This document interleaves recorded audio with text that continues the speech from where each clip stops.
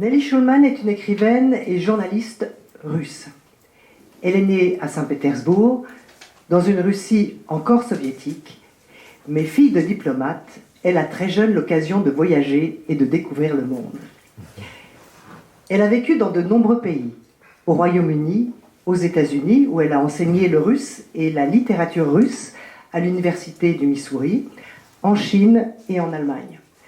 Après de nombreuses années basée à Berlin, elle réside désormais à Jérusalem. Nelly Shulman est titulaire d'une maîtrise en études juives et d'une maîtrise en littérature russe. Elle a écrit 6 romans historiques, un recueil de nouvelles, des essais et du théâtre. Ces romans, qui ont tous été publiés en Russie, ont été récompensés par 2 prix littéraires.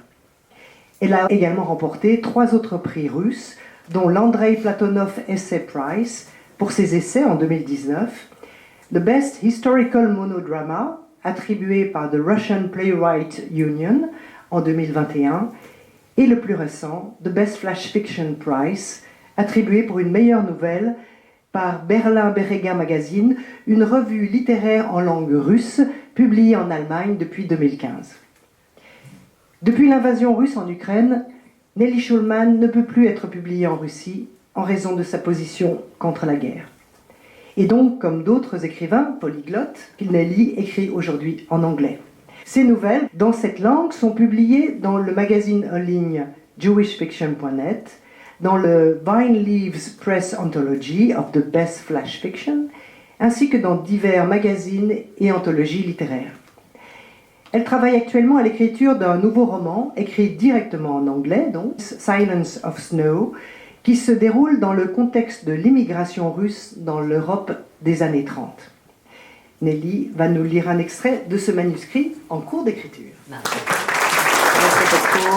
Les semaines de la neige, ça déroulait encore émigrée russe à Istanbul. Le récit, ça déroulait à la fin des années folles. Et le protagoniste, Maxim Gagarine, ancien élève de conservatoire, est natif de Saint-Pétersbourg, ayant perdu sa famille dans la guerre civile russe, à sombre dans à quasi-pauvreté. Il jouait du piano dans une des bois de nuit à Istanbul. So I will read in English. This is the beginning of the novel. Istanbul, 1928, December 13th, 4 a.m. Few hours before dawn were always the worst.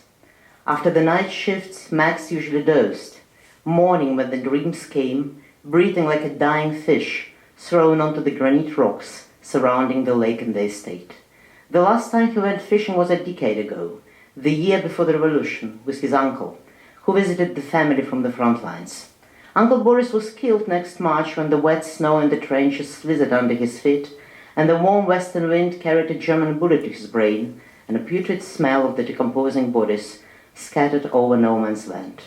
Sometimes Max felt in the middle of it, although he had never seen a real battlefield, spending just a few hours in the unit made of the former students and schoolboys, attempting to stop the impending wave of the Red Cavalry, whose murderous tsunami was spreading from the north into the barren steppes of the wintry Crimea. Max was 17 at that time and 27 now. For the last 10 years, stuck in the underbelly of Istanbul, he had the miserable existence, drowning in the market crowd, smoking when he had spare time, and drinking when he could afford to do so. The pension was sound asleep. An hour was too late for the night revelers and too early for the market sellers and port dockers. Getting out of his unkempt bed, Max fumbled over the chair where he kept his watch, a cigarette case, and somewhere another Russian book. Flicking a lighter, he soaked in the habitual bitterness of the first morning cigarette. The room was strangely lucid, but the dawn hasn't yet risen over the city. Opening the tiny window, Max was startled by the icy breath of the night wind, the molten lead of the wintry golden horn, barely moved under the velvet of snow. In a couple of hours, The dilapidated houses would come alive, and the first yellow tram, festooned with hawkers, market sellers, and the lowlifes, would crawl from the upper station of Turnell along the Istiklal Avenue.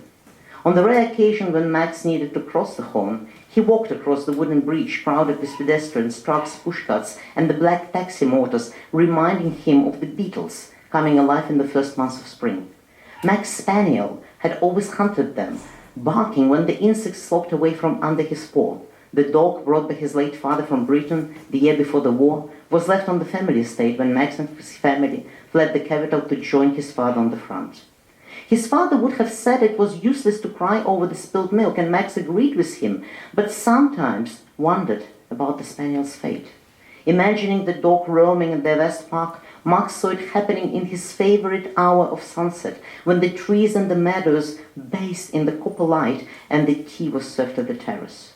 This pre-dawn hour was the one he loathed, and his old violin, bought in one of the local junk stores, also hated its loneliness, coming in light from its habitual place on the wall and producing strange howling noises, reminding Max of the cries of the wounded animal or a sick child. His little sister, dying from typhus in the smelly bowels of the ancient ship that carried them from Crimea to Istanbul, had been screaming for days until her tiny body, shrouded in the piece of cloth, sunk to the bottom of the Black Sea. His mother slit her wrists 2 weeks after they disembarked at the crowded pier in the middle of the night. Under the sharp blizzard, they carried a battered suitcase containing a meager fistful of gold coins, enough to secure a tiny room not far from the pension where Max was wasting his life nowadays. The rest of the money they spent on food. The assistance of his mother also produced the infamous violin. She hoped Max continued to perform and compose as he did before their life was broken and before nothing was left for either of them of the country they couldn't imagine ever departing before. Still shocked, he didn't argue, hoping for the return of the sounds, but a fortnight later, finding his mother in a rust-covered bathtub, drizzled with the dark pomegranate of her blood, he understood that the music inside him was dead. Max never counted as music the sounds he produced on the beaten piano in a dubious nightclub on one of the side streets of Istiklal Avenue, populated with resident girls who lived in a pension around this side of the Golden Horn.